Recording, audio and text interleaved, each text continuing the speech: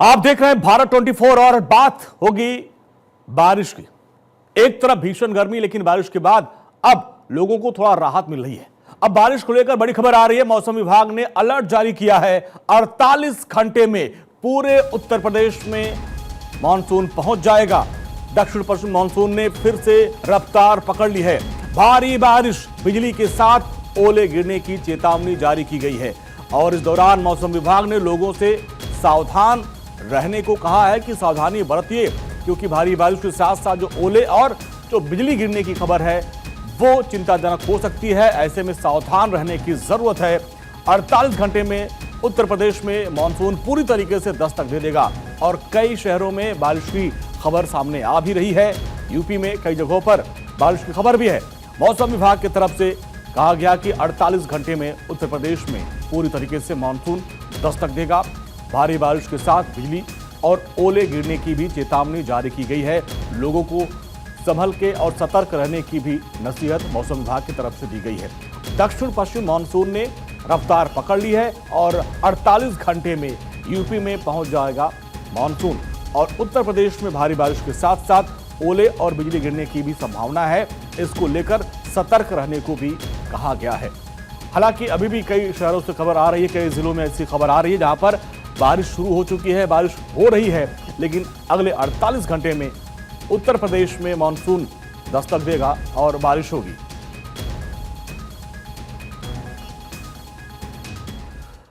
उत्तर प्रदेश में कई जिलों में बारिश का अलर्ट जारी किया गया है, जिसमें बलिया, देवरिया, बस्ती, गोरखपुर में भारी बारिश की संभावना है। इसके अलावा संत कबीर नगर, कुशीनगर, महाराजगंज में भी भारी बारिश की अलर्ट जारी किया गया है। सिद्धार्थनगर, गोंडा, बलरामपुर, श्रावस्ती में भी भारी बारिश की संभावना है। इसके अलावा बहराइच, लखीमपुर खीरी, बरेली में भी भारी बारिश को लेकर अलर्ट जारी किया गया है।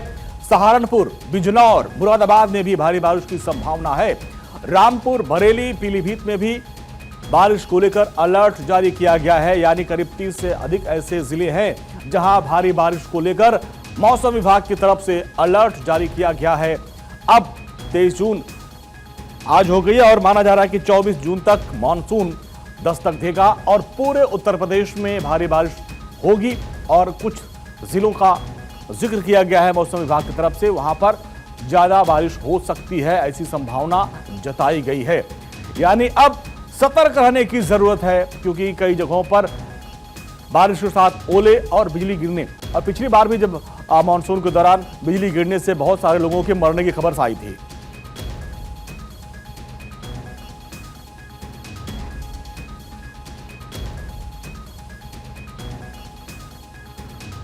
और इन सब को लेकर मौसम विभाग के वैज्ञानिक प्रदीप शर्मा ने क्या कुछ कहा, आइए सुनते हैं। वर्तमान परिस्थितियां हैं उसके अनुसार आज हमने रेड अलर्ट दिया है दोनों में, गुजरात रीजन और सौराष्ट्र कच्छ में।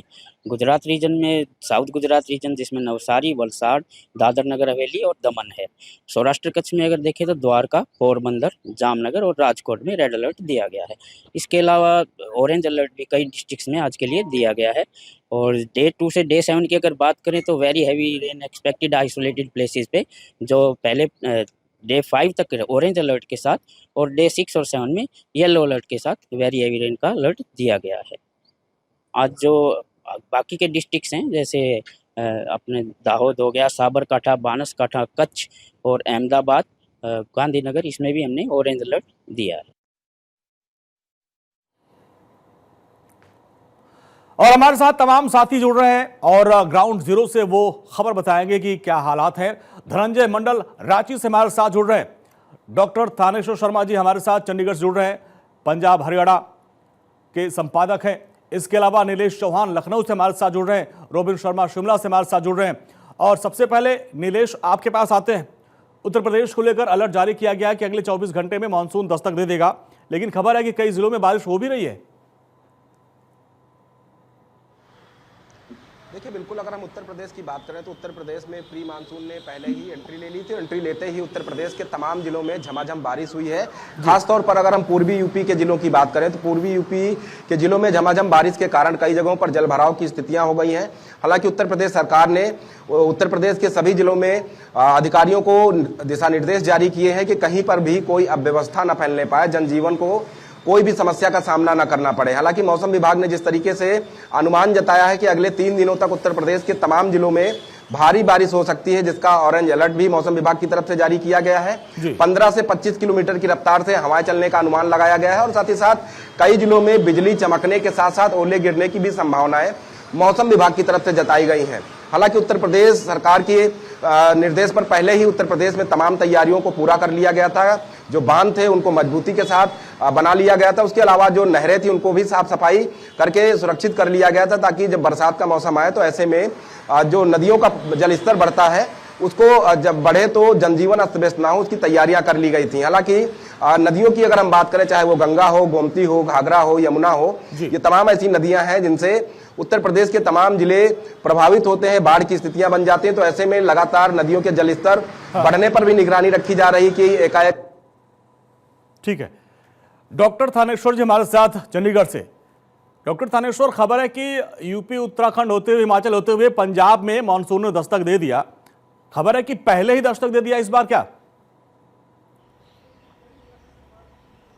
बिल्कुल ठीक कहा आपने। मौसम विभाग का कहना है कि मानसून अक्सर 27 को आता है, लेकिन इस बार 25 के आसपास ही मानसून ने दस्तक देनी थी। लेकिन 2 दिन पहले ही, यानी कि कल रात को ही मानसून पंजाब के कुछ जिलों में दस्तक दे चुका है, जिससे कुछ जिलों में बारिश हो रही है। इसके साथ साथ मौसम विभाग ने 3 दिनों के लिए येलो अलर्ट जारी करते हुए कहा है कि आने वाले 3 दिन तक हरियाणा और पंजाब में अच्छी खासी बारिश हो सकती है। लोगों को अलर्ट कहा है कि जरूरी काम हो तभी घर से बाहर निकले, क्योंकि बारिश बहुत ज्यादा होने की संभावना है। आज रात से मौसम विभाग ने कहा है कि तेज गरज के साथ बिजली चमकेगी और बारिश होगी, और इसके साथ साथ यह भी कहा है कि 10 से 22 किलोमीटर प्रति घंटा की रफ्तार से तेज हवाएं चलेगी, जिससे कि ज्यादा नुकसान होने की भी संभावना जताई जा रही है। मौसम विभाग के अलर्ट को देखते हुए प्रशासनिक अधिकारियों ने भी कमर कस ली है। सभी ड्रेनेज जो थी उनको साफ सफाई की समीक्षा की गई है। कल मुख्यमंत्री हरियाणा के मुख्यमंत्री नायब सिंह सैनी ने स्वयं ड्रेनेज व्यवस्था की समीक्षा बैठक की। इसके साथ साथ ही जो कहीं जहां जल भराव की समस्या आती है अक्सर, वहां पर स्पेशल पंप लगा दिए गए हैं और कहा गया कि यदि और एक्स्ट्रा पानी निकासी के लिए पंप की जरूरत पड़े तो उनका भी तुरंत प्रबंध कर लिया जाए। खास तौर पर हरियाणा के मुख्यमंत्री नायब सिंह सैनी ने निर्देश दिए हैं कि किसी भी जगह पानी की जमाव नहीं होना चाहिए। खासतौर पे कल जो बारिश हुई है, कल राजस्थान के साथ जो एरिया लगता है, रेवाड़ी, महेंद्रगढ़, नारनौल, गुड़गांवा और इधर से सिरसा, डबवाली, फतेहाबाद, इस साइड भी कल बारिश हुई है, क्योंकि कल राजस्थान में बहुत अच्छी बारिश हुई है। जयपुर के आसपास से होते हुए शाहपुरा, निर्माणा, नीमका थाना, इस साइड बारिश काफी हुई है। इसी कारण हरियाणा के भी जो राजस्थान के साथ एरिया लगते हैं वहां भी बारिश हुई है, लेकिन गनीमत यह रही कि कहीं जल भराव की अभी तक समस्या सामने नहीं आई है। मुख्यमंत्री स्वयं एक 5 सदस्यीय कमेटी बनाई है जो इसका पूरी निगरानी कर रही है कि जहां भी यदि पानी की जल भराव की समस्या आए तो तुरंत उसका निपटान किया जाए। इसके साथ साथ हॉस्पिटल में भी स्पेशल अरेंजमेंट किए गए हैं। यदि पानी की बारिश ज्यादा आती है, उससे किसी तरह की बीमारी फैलती है या लोगों को नुकसान होता है, किसी भी तरह की। प्राक्कलन समिति की बैठक चल रही थी। 1950 में इसका निर्माण किया गया था और 75 साल इसके पूरे हो गए हैं। आते हैं बारिश को लेकर। जो मैदानी क्षेत्र है वहां पे तो बारिश तो हो रही है, लेकिन जो पहाड़ी इलाके हैं वहां पर भी जो बारिश है वो कई चुनौतियों को जन्म देती है। रोबिन शर्मा शिमला से हमारे साथ जुड़े हुए हैं। रोबिन, पहाड़ में जो चुनौतियां बढ़ जाती हैं, टूरिस्टों को अच्छा तो लगता है, वो एंजॉय करते हैं, लेकिन भूस्खलन समेत तमाम चुनौतियां भी हो जाती है। उसको निपटने के लिए क्या तैयारी? बिल्कुल, देखिए इस बार हिमाचल प्रदेश में 20 जून को ही मानसून जो है दस्तक दे चुका था और खासतौर पर शिमला में सामान्य से 2 दिन पहले ही मानसून ने दस्तक दी थी। ऐसे में पहाड़ों पे मौसम जो है एकदम सुहाना हो गया है। जो पारा था वो लुढ़का है, साथ ही साथ धुंध से खेलते हुए पहाड़ियां नजर आएगी। लेकिन साथ ही साथ इसके साथ परेशानियां भी बढ़ती हैं, जिसमें लैंडस्लाइड की एक बहुत बड़ी समस्या आ जाती है और इसके अलावा कोहरे की वजह से, धुंध की वजह से लोगों को आने जाने में भी दिक्कतों का सामना होता है। तीखे मोड़ है, कर्वीदार रास्ते हैं, तो ऐसे में जो लोग हैं उनको आने जाने में बड़ी दिक्कतों का सामना होता है। इसको लेकर पहले से जो है एहतियातन कदम जो है वो उठा लिए गए थे सरकार की ओर से भी। इन इलाकों में जहां पर भूस्खलन होने की अधिक संभावना रहती है, उन इलाकों में पहले ही अधिक मशीनरी जो है डिपोर्ट कर दी गई थी। लेकिन इसके बावजूद, क्योंकि कल से हिमाचल प्रदेश में भारी बारिश होने का अनुमान मौसम विज्ञान केंद्र ने जताया है, आज हालांकि येलो अलर्ट ऊना, कांगड़ा और इसके अलावा सिरमौर जिले के लिए जारी किया गया है, लेकिन कल से ऑरेंज अलर्ट की चेतावनी 3 दिनों के लिए हिमाचल प्रदेश में जारी की गई है। लिहाजा प्रदेश के कई इलाकों में भारी बारिश होने की संभावना है। ऐसे में लोगों की दिक्कतें बढ़ सकती है। बीते साल हिमाचल प्रदेश में बरसात ने भारी आपदा मचाई थी, भारी तबाही मचाई थी, जिसके बाद से लोगों में अब आशंका है वो भी बढ़ी हुई हैं। और ऐसे में क्योंकि इस बार पहले ही मौसम विज्ञान केंद्र अनुमान जता चुका है कि इस बार सामान्य से मानसून अधिक बरसेगा, तो ऐसे में लोगों की जो चिंताएं हैं जी। वो अधिक बढ़ी हुई हैं। खासतौर पर शिमला जैसे शहरों की बात करें तो यहाँ पर बरसात में पेड़ गिरना एक बहुत बड़ी समस्या बन जाती है। इसको देखते हुए भी ट्री कमेटी यहाँ पर गठित की गई थी नगर निगम के अंदर, और उसने भी अब जो ऐसे पेड़ हैं जो खतरा बन सकते हैं उनकी जांच करना जो है उनको चिन्हित करना शुरू कर दिया है। साथ ही साथ ऐसे इलाके जहां पर दुर्घटना क्षेत्र संभावित क्षेत्र हैं उन क्षेत्रों में भी चयनित करके उनको ब्लैक स्पॉट बनाकर वहां भी एहतियात बरतने के लिए लोगों को कहा गया है, क्योंकि ऐसे समय में पर्यटक काफी आते हैं और कई बार वो नदी नालों के करीब चले जाते हैं जहां पर दुर्घटनाएं हो जाती है। लिहाजा इसको देखते हुए भी मौसम विज्ञान केंद्र हो या फिर इसके अलावा सरकार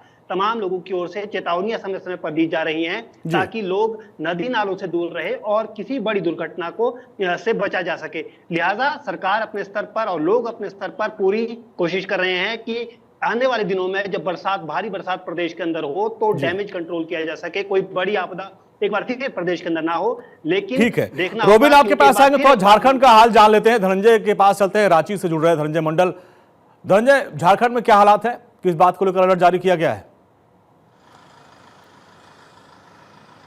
दक्षिण पश्चिम मानसून जो है झारखंड, पूरे झारखंड में सक्रिय हो चुका, लगातार बारिश हो रही है और आज से लेकर 27 तारीख तक येलो अलर्ट जारी कर दिया गया पूरे झारखंड में, और रेड अलर्ट जो है संथाल के कुछ एरिया में जारी किया गया। गोड्डा, साहेबगंज, पाकुड़, धनबाद, तमाम एरियो में बारिश भी अभी हो भी रही है।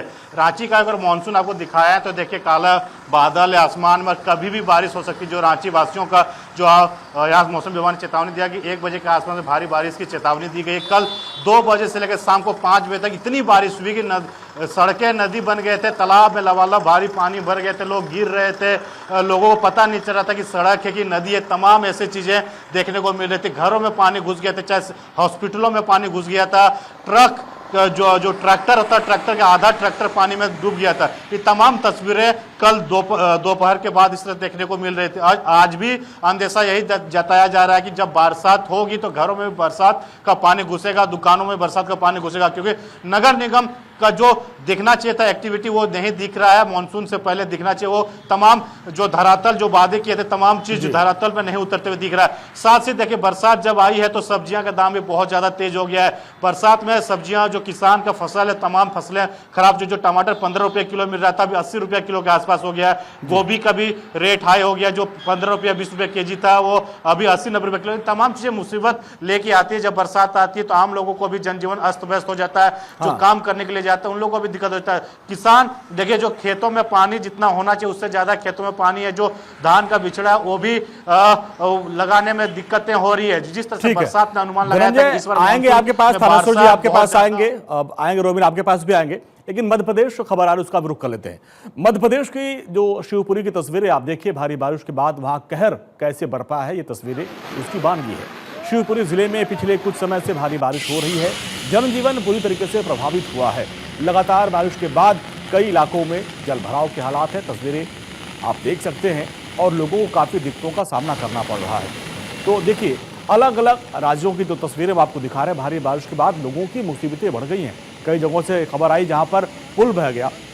लेकिन डॉक्टर थानेश्वर सर, पंजाब और हरियाणा की बात करें तो वो कृषि प्रधान राज्य है, धान की खेती अब तो शुरू हो गई होगी, बारिश से वहां किसानों को थोड़ा राहत मिली होगी।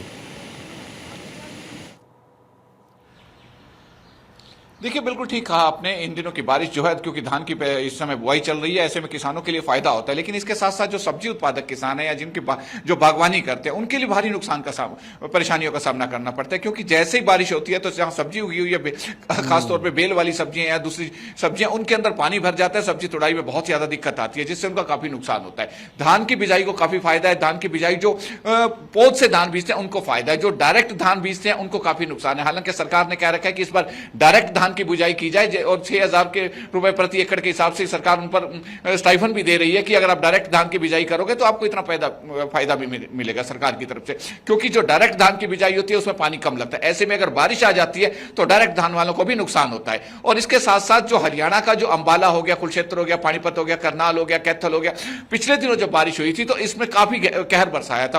अंबाला में जो एशिया की सबसे बड़ी कपड़ा मार्केट है, उस पूरी मार्केट तबाह हो गई थी। मार्केट के अंदर 3 से 4 फुट फुट तक पानी जमा हो गया था, जिससे कि आप समझ सकते हो कि एशिया की जो सबसे बड़ी क्लॉथ मार्केट है उसमें इतना पानी जमा होना, आप कितने करोड़ों का नुकसान हुआ था। ऐसे में लोगों को अभी से डर सताने लगा है कि यदि पहले की तरह बारिश होगी। डॉक्टर थानेश्वर जी, आपको पिछली बार का याद होगा, जो गुड़गांव है, फरीदाबाद है, ये जो एनसीआर के शहर थे, वहां पे पानी ने इतना कहर बरपाया था कि घुटने तक पानी हो गया था और वो करीब हफ्तों तक पानी वहां जमा हुआ था। जल निकासी की कोई व्यवस्था नहीं थी, उसको लेकर काफी आलोचना हुई थी। तो उससे कुछ सबक लिया गया इस बार?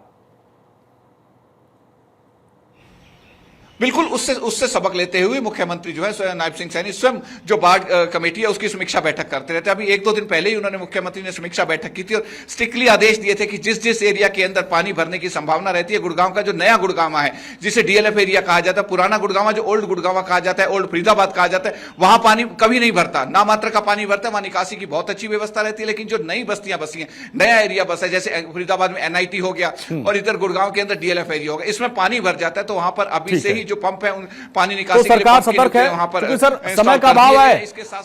रोबिन, बहुत चुनौती है पहाड़ों पे, क्योंकि टूरिस्ट ऐसे मौके पे बड़ी संख्या में आते हैं और कई बार जो गाइडलाइंस है उसका पालन भी नहीं कर पाते हैं। तो टूरिस्ट को भी संभालना और भूस्खलन से बचाव के लिए तुरंत जो है रोड को साफ करने के लिए क्या इंतजाम किए गए हैं?